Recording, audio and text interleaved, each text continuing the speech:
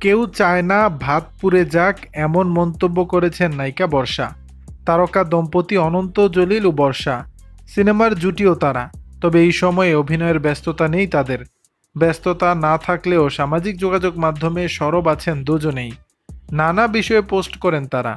যেমন বৃহস্পতিবার 15ই আগস্ট ফেসবুকে একটি স্ট্যাটাস দিয়েছেন।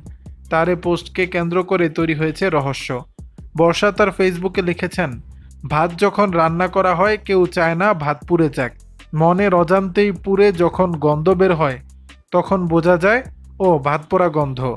পোড়া ভাত শুকনা মরিচ, লবণ, পেঁয়াজ ও সরিষার তেল দিয়ে মাখায় খেয়ে দেখবেন কি স্বাদ। আর হ্যাঁ, সবাই কিন্তু পোড়া ভাত খায় না। কাকে উদ্দেশ্য করে বর্ষার এমন পোস্ট তা পরিষ্কার করেননি অভিনেত্রী।